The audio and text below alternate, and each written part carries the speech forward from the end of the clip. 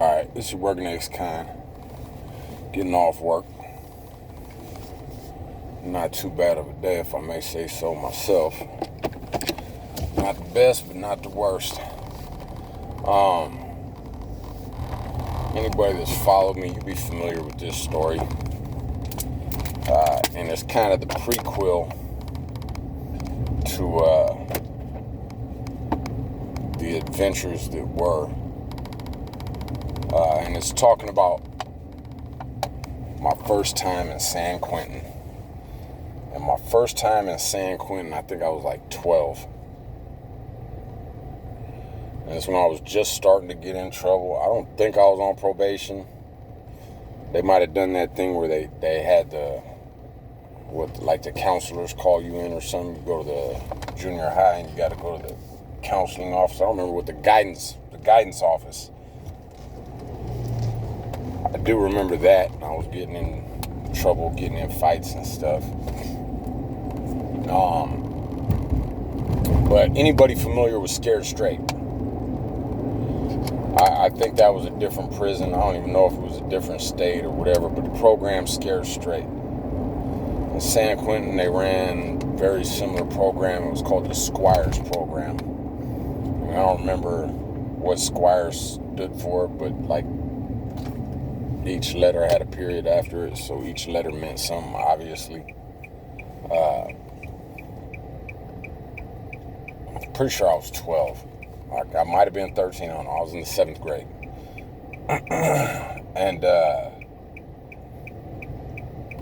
as I told people, it was a freaky circumstance for a kid. And I remember there being the principal from our school went. I think a couple probation officers. There was only like 2 of us, maybe 3 of us from my school.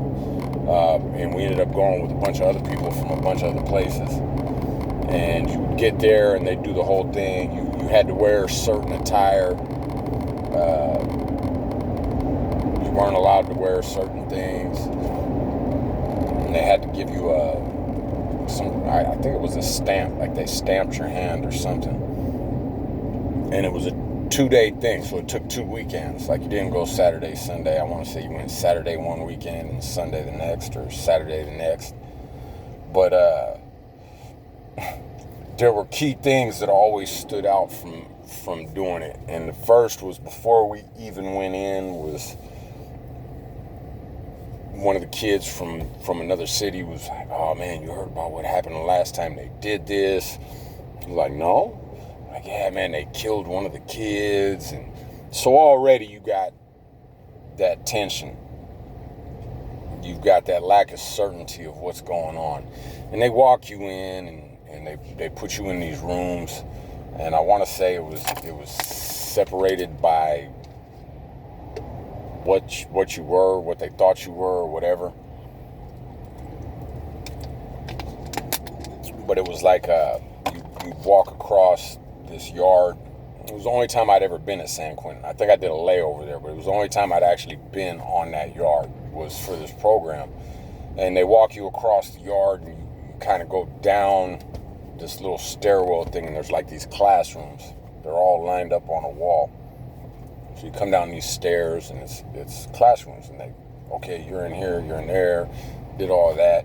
And these guys give their spiel, and they got, I realized later, like sergeants and gang coordinators, and they got these photo albums of all the violence that's happened, and they show off knives that they found. And they always got to find, they showed some ingenuity with some of the stuff, but like they brought out the freakiest, scariest looking knife you could possibly pull out, and that's intimidating. And then the fun stuff began. They're hemming people up and this and that, and I'm just minding my own business. But I do remember one of the guys hits me up and he's like, "Well, who are you and where are you from?" And I was like, "From here, man. I'm Nathaniel." And they're like, "Oh, wait a minute." And they actually picked me up and they took me in this other classroom. And this is why I think it was divided by who you were or what they had you labeled as. Because they put me in with this other group. And there was a lot more Mexicanos, Chicanos in there or whatever. And I can't remember if the walkthrough. I can't remember if the walkthrough was the first or the second one. I think they take you on a tour, like they walk you through the prison. I remember the classrooms we were in, it like overlooked the yard, so you could see guys out there working out, walking around, doing laps on this track and stuff, playing handball, I think. But we had got there real early, so it probably would have been when yard cracked. You could see people out there, and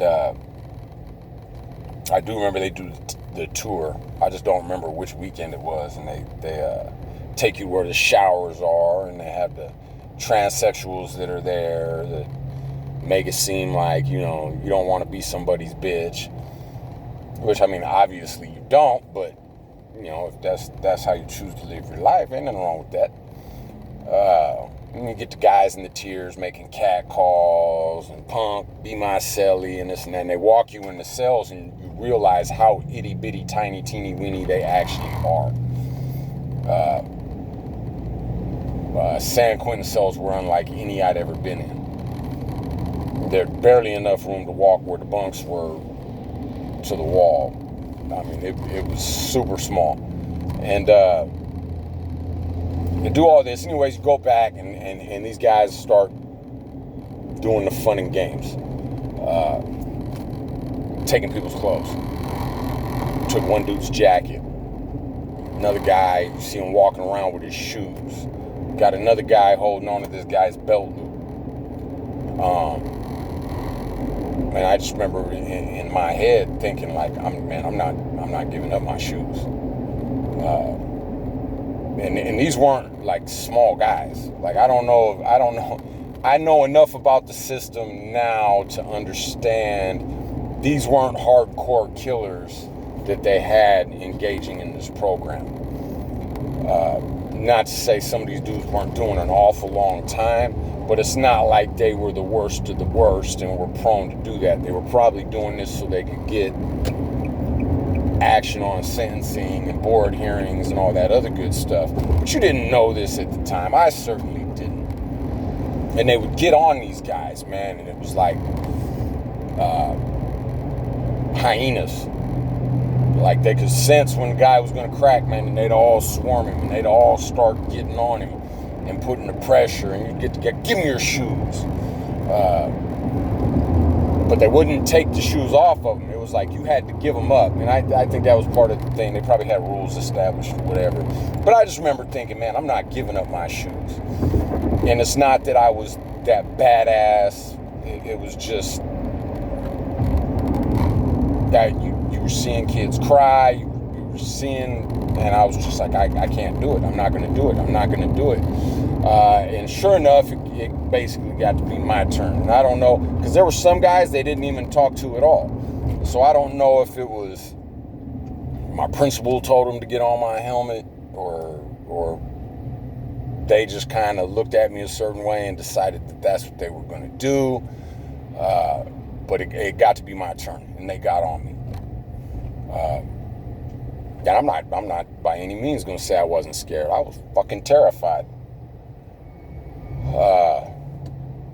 But I got this grip on the desk. I'm like, and these are like those old school desks that are the wood tops, but it's got that plastic kind of chair attached to it.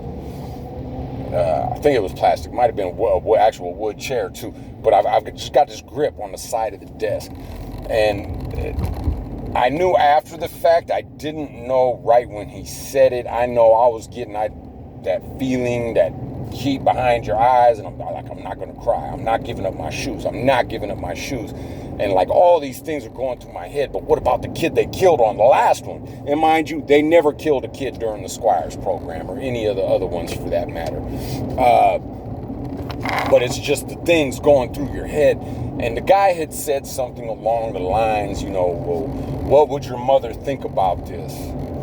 And the only thing I registered was your mom or your mother. I can't remember if it was your mom or your mother or whatever. But my immediate reaction is, don't say anything about my mom. Keep my mom's name out your mouth. Don't talk about my mom. Something like that. Reactionary. Then, boy, the hyenas struck. They all started getting around me. And I think he reworded the question or whatever. And I went to stand up. Like, one of the guys slammed his hand on the desk, or I don't think he touched me. I don't think he grabbed my shoulder, but he like put his hand on the desk, and I wasn't going to hit him. I wasn't going to act out, but it was that instinct. And I jump up, but I'm holding so tight on this desk. The desk comes up. And I don't know if they thought I was going to like start swinging the desk or what was going to happen. I do know that was like a unique reaction. And they immediately, like the principal printed, all these guys run over there and they grab me. They take me to this other room.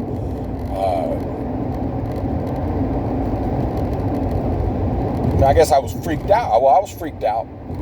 I didn't cry though. And I want to say it's not that I didn't want to. It's that I couldn't. I wasn't going to let that happen.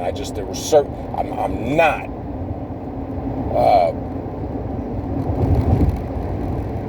They take me to this other room. I'm by myself. They've got like I want to say it was somebody from the prison. I don't know if it was a counselor or what it was, but they're basically like, hey man, just calm down. You want some water? They gave me some water. Eventually guy comes in, he's talking to me, and he's being casual, he's being respectful, and he's just talking to me. He's like, man, what did you think you were going to do? And I was like, I don't know. I don't know. And he goes, man, get up. I get up, we walk back out. It's kind of like a hallway where these classes were, but there was this stairwell on the left, and he takes me to the left. I didn't know anything about blind spots as a kid, but this was a blind spot. And he just starts getting on me. He's like, you think you're a badass? You think you're bad? And I'm like, no. Yeah. He goes, I'll fuck you up right now. He goes, you think you're about that? I was like, no, but you know what prison is like? I'm like, well, I've got an uncle that's here right now. And this is one of those things that stuck out. He goes, yeah, well, what the fuck is your uncle doing for you right now? And he had a point in what he was saying. I don't think he was saying it like in a disrespectful way towards my uncle, but he was making a valid point. Where's my uncle right now? And for those that followed me long enough, you knew that them uncles had more than a mild influence on the way I was and the demeanor I had. Anyways, like, you want to fight? No, I don't want to fight you, man. I never advocated people bullying people. And I'm saying this now. I want this story out there before the YA story, because it's the chronological turn of events on development. But he's telling me, yeah, you want to fight? We can fight right here. Nobody's going to know. And I'm like, nah, man, I don't want to fight you. But in my head, I'm like, man, you're a grown-ass man. And he wasn't a small grown-ass man. He was a big dude. Anyways, they end up taking me back to this class, and they basically give us a homework assignment for the second time we come back. And this homework assignment was, and they were very explicit, we want you to give a 10-year plan. Year by year, what are you going to do so that you don't end up in a place like this? So the shenanigans are over, man. We go back, and guys are we're walking out, and guys, like, we're in different rooms. Like, were you scared? And you get guys, nah, I wasn't scared. And I'm just minding my own business. End up going home. My parents, and I don't even want to talk about it. Like, I think my dad asked me about it. I didn't even want to talk about it. But I was kind of hoping that he would tell me I didn't have to go for the second part. But, of course, when the second weekend came, I did. And I had to go. But I want to illustrate, I did the homework. I not only did the homework, man, I broke down year by year. Like, I'm going to do this. I'm going to pursue extra credits. I'm going to try and get this going, man, and see if I can't help my mom or do my dad by this year. And this is basically past high school. And I had this, like, rigid, defined plan of the things I could do to get me to the point where I'd be, in my early 20s and not sitting in a cell. We go back, everybody turns in their homework and this and that, and they're all talking. And I remember they did the cake. They had like these cakes and lunches and stuff. And the same guy that told us about the guy that got killed is like, man, don't eat the cake. And we're like, why?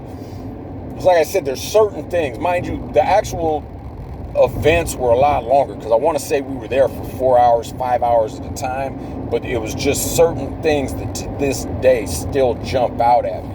And him saying, don't eat the cake, to this day, I remember that, and it's hilarious, because I still don't know, why wouldn't I eat the cake? But I didn't eat the cake. And when we go back after all this, I guess these guys were reading over the assignments we'd done. And the guy's like, man, there was one guy that gave such a detail. He's talking about me, but he didn't point me out. He didn't single me out. He didn't make me be the nerdy kid that did the homework.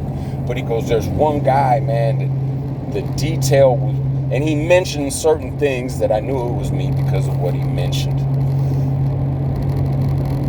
And then it was basically, they bring in gang coordinators and they bring in people. I want to say there was like a couple guys that got paroled and actually come back, and they talk about how their life had changed and all these great things. And then we leave and you go home. And in the short term, the fear of what that was in being there, that stuck with me for a while. I was scared. And it doesn't mean I didn't do anything, but I was actually conscious of that. I wasn't so conscious of this 10-year plan that I had, which is unfortunate, because had I stuck to that, it might have been a whole different series of events, and I might not be here talking about being a working ex-con. But that fear fades, and it goes away. And your friends, your conditions, your circumstances, the situations in which you're still in are still the same. I do know it was within 6 months after being there and doing it. And I remember they give you this little card when you graduate. It's like this little blue and white card, said squires in Old English. I think it was a picture of the yard or the prison tower or whatever. And it was like, man, you graduated.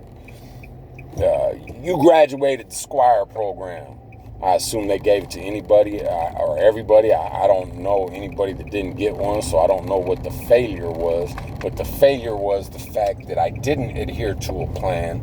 And in fact, I ended up spending time in that same adult system that had terrified me being there as a 12-year-old. Like the actual physicality of it and the noise and the stories that they were telling. And obviously a lot of these stories were exaggerated and glorified, and 20 was put on 10 to make it a lot worse, to put the fear in us as kids. The thing is, the fear fades. It goes away. But nothing else changed. And I didn't stick to that plan. I went back to school. I went back to hanging around the same people, and those are the kinds of things that lessened the fear in the first place. And within 6 months of them giving me that card, and within 6 months and I can recall the feeling of what that was like at 12. The perspective's a lot different, but I do recall the feeling. But within 6 months, I was already arrested and facing the case that sent me to the California Youth Authority for the first time. Did that fear change me? No.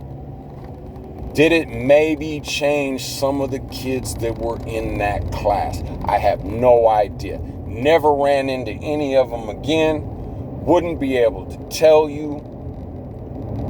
I don't think it was a bad program. I do think it could have been structured entirely different.